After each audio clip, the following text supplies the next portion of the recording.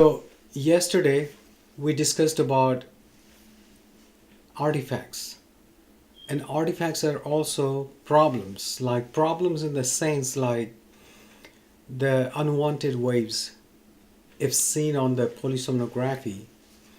Those are called like artifacts.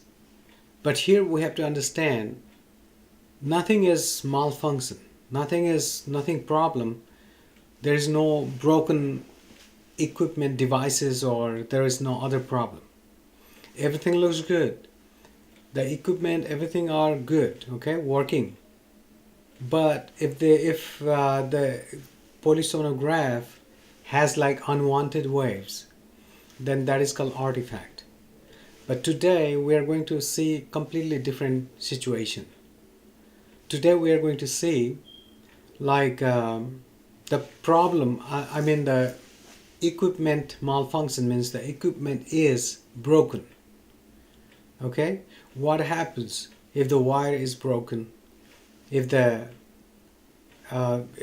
device head box is broken? So we will go one by one and see what kind of devices we use and what happens if they are broken or if they are malfunction. So can you click check on your canvas on equipment malfunction?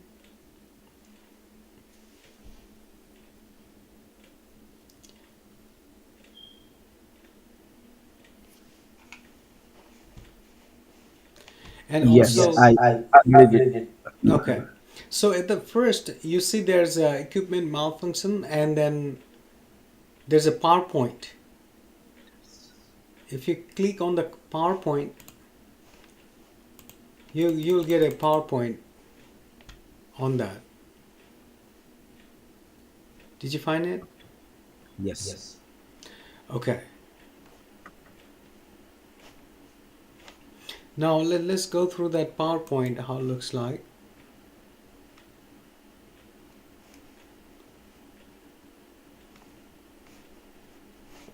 Let me see. Okay.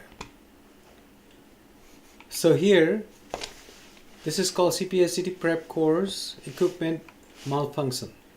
That means troubleshooting when polysomnographic technicians, like when troubleshooting like by for the polysomnographic technician, sleep tech, how can they do troubleshooting? Like if the first thing is this module tells us about recognize, troubleshoot common PSC equipment and malfunctions. Like we have to recognize the problem, we have to recognize the trouble, and then we have to troubleshoot. And this problem causes mainly because of equipment malfunctions. Maintain safety and data integrity. So this is so important thing. Now think about it. If our device is electric shock or something, patient may feel electric shock or may die or something. It's very critical. I don't know, like in my life, in my 25 years of life, as I've been working as a sleep tech, I have never seen that kind of thing. But I have realized some people say like, "Oh, I got a shock." Though even we're not supposed to have that kind of problem either. So we have to be very careful. If our equipment is has malfunction, then we have to fix it. So we have to let our manager, supervisor know like this equipment may be broken.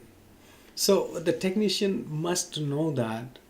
The technician should know if the machine or device is working or not working. Okay. So if you have problem looking at this PowerPoint, then you can click on your canvas. There's a PowerPoint. Click on that, and you can get this PowerPoint on your computer too. Now, next thing, why equipment malfunction matters? Because I already told you, this is so important. Like broken devices can harm the patient, and it can harm the technician. It can also cause wrong data generating. It cannot help us, so it affects the patient. That's what patient safety, right? So it leads to inaccurate data or diagnosis. The data may be not accurate, and we need to understand, like, on the basis of those data, the doctors are giving them during the treatment. So can disrupt sleep study scoring and reporting. Like when the scoring technician will score, he will not be able to do it because of this malfunctioned equipment. Okay, so this is why it matters, why it is important to do, why it is important to know about equipment malfunction. Because, like, there's a safety issue. It can generate inaccurate data, and there will be a problem in the scoring, sleep study scoring. All right, so these are the main thing, like channels, or these are the main devices or channels that can have malfunction or broken or some problem, like EEG, EMG, EOG. Now, I believe, like, you have been practicing head hookup, right? Are you measuring? Okay. The head EEG is right here. EEG, EOG eyes, and EMG chin. So, like this part on the head, we have EEG with M1, M2 or A1, A2, and then, like, we have F3, F4, C3, C4, O1, O2, and FZ, CG, right? CG, CG, FZ. These are called EEG, and eyes are called EOG. Chin is called EMG. So now it is telling us, it says that we have to be careful because of the equipment malfunction. It can hamper or cause problem to this EEG, EMG, and EOG channels. Second, pulse ox. Pulse oximeter. The pulse oximeter can be broken. In that case, we can say no signal, or signal may be broken, sometimes on and off, on and off. So those kind of monitoring may not work good. Next thing is airflow sensor. This is airflow sensor. Okay, the airflow sensor will go. The airflow sensor will go like this, like a wave. But if the airflow is broken, it may go all over, or it may not give any kind of signal.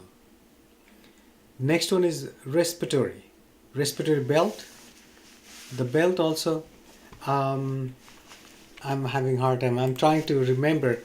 I hope you trying to remember what kind of signal look like, so that I can tell you, like I show. Let's find out one of the art. If I can bring one of the channel, maybe, so that we can see.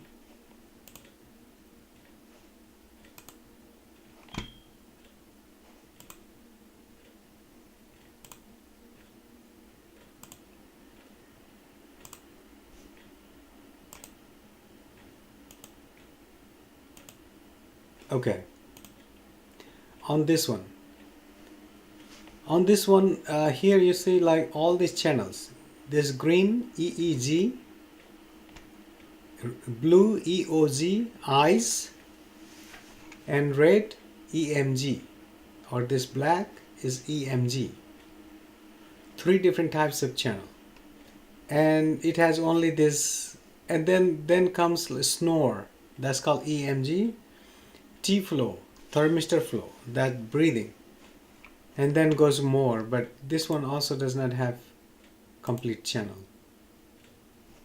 Okay, let me find out. Like here on this one, there is a thorax, and there's an abdominal belt also. So this channel has more Okay, after we let's finish this one, then I will go and show you some examples. Okay, next is respiratory belt. Because we have belt over here, if the belt is broken, then it will not give a correct reading. So what kind of reading it gives? It may be not working, it may be not giving any reading. The reading is supposed to go like a wave, is constant like a frequent waves. But if the belt is broken, then it may give no waves, sometimes on and off, sometimes it goes everywhere. So those kind of thing we can see. And little after this chapter we will go and see some practical thing. Okay. Now the next is respiratory ECG. You know the EKG channel, and the EKG channel is same thing. It goes like PQRST, PQRST, like goes up and down. But same thing, if the EKG wires are no good, it will be on and off and those kind of thing. And the PAP device, audio video system, software, and computer like this. So let me show you. The next thing is malfunction gives artifact. Either the device malfunction that gives artifacts or flatline. The flatline means no reading at all. And causes, what are the causes? The loose electrodes or poor prep. Like if the wires are bad, if the wires are not connected correctly, if the 1020 paste is not enough, then in that case we can get artifact and flat line. So this is also a malfunction of the equipment. So how can we fix it? Re-prep, secure, replace, secure. That means we have to put some more paste and tape it, and tape it nicely, and replace electrodes. Okay. I don't know, I'm feeling like just a lecture.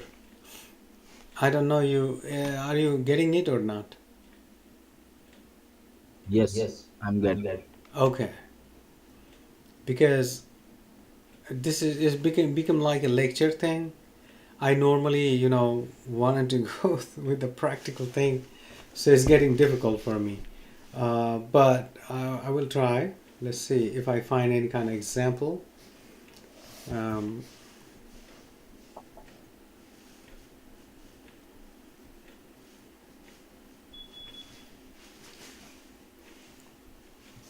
so now the next thing is pulse oximeter. Pulse oximeter that goes on our finger. In that case, whenever now everything is same. If it is broken, it will go flat line. It says erratic or missing SpO2. SpO2 is like oxygen reading, and it would you cannot find out. It may go like 0, 100, or all over different number, and so that means whenever the patient is moving or very poorly fitted, then that becomes like pulse oximeter like malfunction, and it doesn't give a good reading at that time. So in that case, what we need to do, it is similar type of artifact kind of thing, but we are talking over here more like physiological. It is not the caused by the patient, but it is caused by the devices, because we are talking about equipment malfunction. So so in that case, like we have to do reposition, and we have to make it warm extremity, replace sensor. If the sensor is not working good, we have to change the sensor, do those kind of thing. Like I wanted to show you some video so that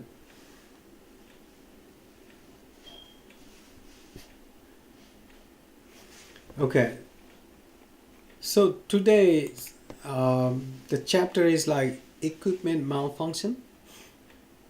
So it is same kind of thing like EEG wires, all these wires, EEG wires and EKG wires, belt, position sensor and leg wires. It is talking about this. If those goes wrong or bad, then what happens? And then how can we fix it? That's the main thing today we are going to see, okay? So okay. Now the next thing is airflow, no air cannula, airflow data. Like if we don't see the airflow data, that may be because there is no airflow channel. I mean maybe the airflow is broken, or the wire may be broken. If the airflow is twisted, the breathing like cannula, if it is twisted, then signal goes really bad. We cannot see the signal in that case. So how can we fix it? We have to just make sure it's not folded. It says check the tubes, reposition the cannula. And what happened is my patient, they're supposed to put the cannula here, but my patient, because it was so uneasy, that's why what he did it. I was checking on the sleep study. When I was doing the sleep study, I was checking. My cannula reading was going flat, straight line. I couldn't figure out what happened. I looked at him on the video. It looks okay. It was right there. Then I couldn't figure out. I thought like there may be some kind of problem. Then I zoomed the video, zoomed it. When I zoomed the video, the guy has put here instead of here. he pulled the cannula and put it here because that cannula thing was bothering him. So he put it up on his nose right here. And I was not able to see any cannula reading because he did like here. So that kind of thing can also gives the malfunction, equipment malfunction. The respiratory belts are the same thing. The respiratory belts are like, because the body structure also causes those kind of problem. In the female patient, we have to make sure the belts are, put over here. We have to put the belt right here. Because the female patient has their chest. If we put over the chest, then when they sleep, the belt will become loose. But that's why we had to put it right here. And in the male patient who have big belly, make sure we have to put it right below the belly so that when they sleep, the belt stays good. If we put it on the belly, top level, when they sleep, the belt shrinks up, goes up, and it loose, and it gives no signal. The signal go everywhere. So in that way, sometimes we have to adjust where we are keeping, where are fitting, the belts and everything. And also we need to make sure like it is fitted correctly. And even after that, I had the same kind of problem last time I worked, that the belt problem. The belt was going all the way high. It goes high and never comes back. So the belt goes high and never comes back, like those kind of thing was happening, and I couldn't figure out what's going on. And then what I did is like I went and I fixed it. I fixed it nicely, the belt, and I came. It seems like working. And after that, it started zigzag line. And I couldn't figure out. I said like, okay, belt is not good. The belt is broken. And I knew that the belt is broken. And I thought like, okay, I will wait for 10-15 minutes. Let's see like if the belt goes good. Otherwise, I'll go and change the belt. After 10-15 minutes, it did not correct it or so it was still going on like that. So I went and changed the belt because we have a disposable belt. So I took that out and put a new one, exchanged. In that way, I corrected the respiratory belt signals. Now the next one is the ECG lead issue, ECG channel. So that's a noisy or missing signal. Noisy means 60 Hz artifact. Sometimes if EEG channels are not placed well on the right location, if it is not pressed correctly, it does not give a good signal. It gives all kind of artifact. Normally what happens is equipment malfunction always gives artifact. That's why we need to know if the wire is bad or it is because of our hookup. So first of all, we have to check our hookup is good or not. If our hookup is good and is connected to the head box correctly, that means we are doing good, but our the equipment may be malfunction. So maybe the equipment is broken, or maybe the wire is broken. Even everything looks good, is connected in the head box. It is connected so well in the chest or here. Then still it's not giving a good result. Then the electrode may be bad, and we have to change the electrode. So we have to reapply electrode or secure the wire, putting the tape. All right, next thing is PAP device issue. All right, this one is maybe a little bit difficult. I mean, because this one is a little bit, we have not been, what I'm saying, like you have not studied on this CPAP thing. So maybe you are, in your mind, what is this? What is CPAP? You may be thinking that thing, okay. CPAP machine.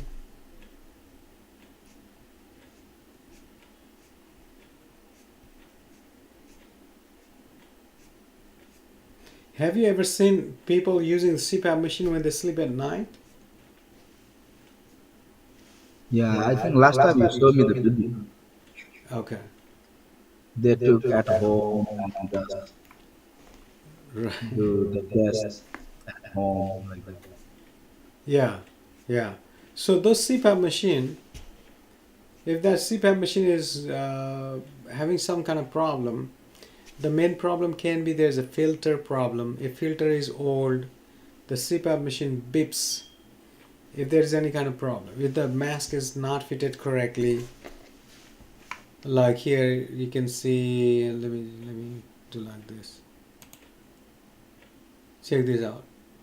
This guy is fitting the mask.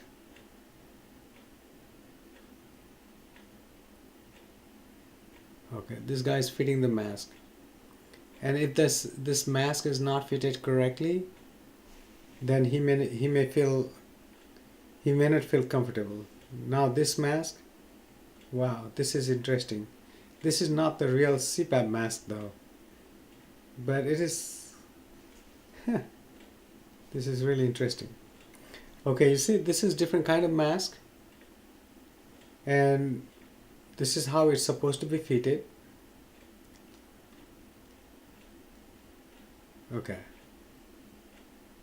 This is the way to fit the mask. And if it is not fitted correctly, then there may be a problem. Like, yeah. Look, and we have to move the head. So, mask fitting, there is different kind of mask fitting. All right, so it is talking about audio video device now. The audio video devices, when we do the sleep study, then there is an audio video device. Sleep study.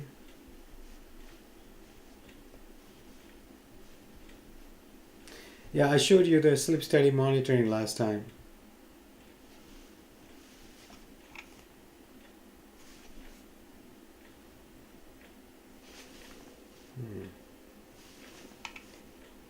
Okay.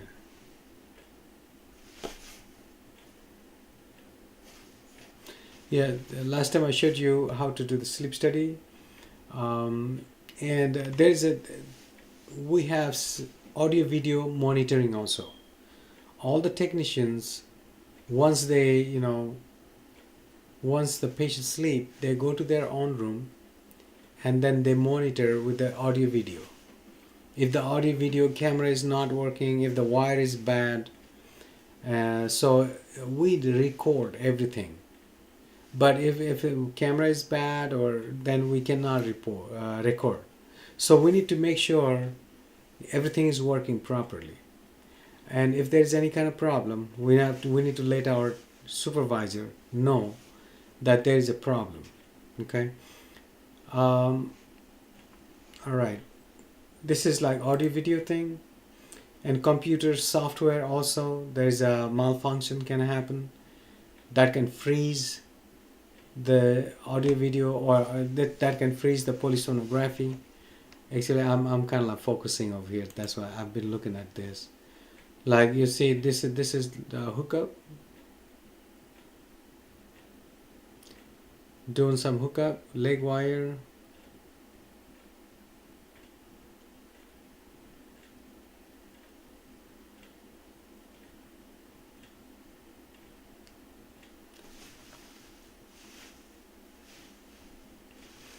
Maybe, okay.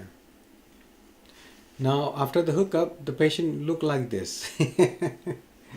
Look like zombie. So, but this is not very good hookup though.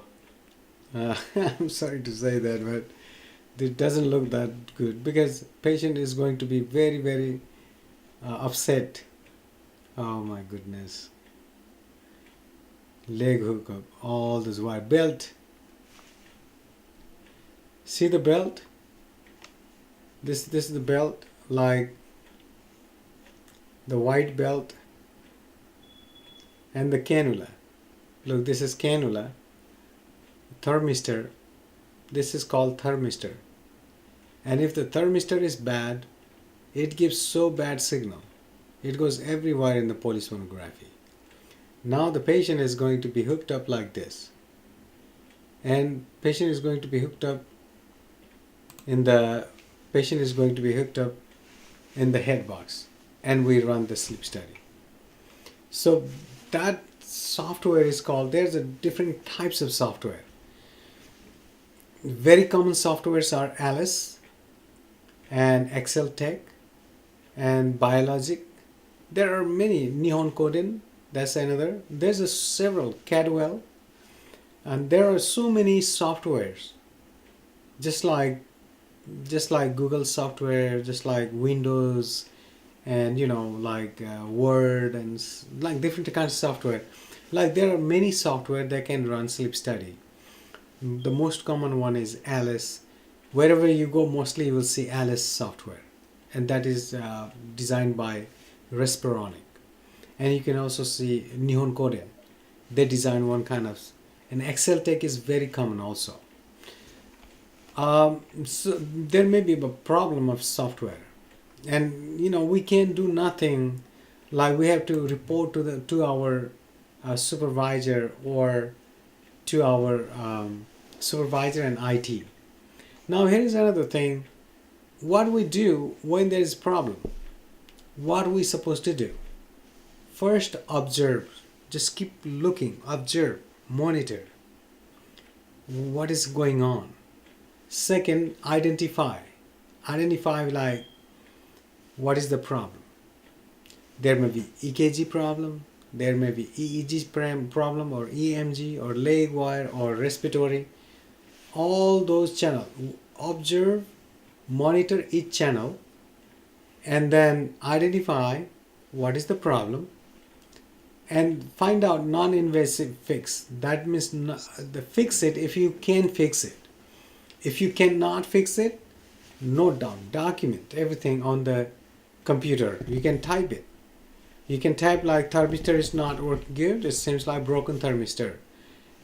Technician will monitor for a few minutes. If it is broken, it will be exchanged or changed. and then communicate, document those kind of things is important. Most important thing, documenting is the most important thing. Okay, and documentation and reporting is very important. If there's any kind of problem, we have to log times. That means we have to write down what time the problem happened, what kind of thing we did, describe the issue and fix it. We have to write down, document everything. How did you fix it, or could you fix it or not? If you could not fix it, then you emailed IT or emailed a supervisor, and those kind of things. And sometimes there may be an incident. If the patient felt any kind of harmful incident, then we have to write down morning report, email, and there may be incident report. So there's several things we have to do. Now, the safety first, avoid discomfort to the patient. If the patient is complaining about anything, about equipment malfunction, about, oh, I'm not feeling good with this device, I'm not feeling up this, I'm feeling some kind of electric shock or something, then first thing is patient safety. We will just stop the study and we'll figure out, make sure everything is working properly. We have to make sure that it is safe to use it. Then once we figure out everything is safe, then we can do that. Okay, all right. Okay, so now this is it. I really wanted to finish it. This chapter was not very practical one. That's why it was getting so difficult for me. I had a hard time to focus on this while teaching.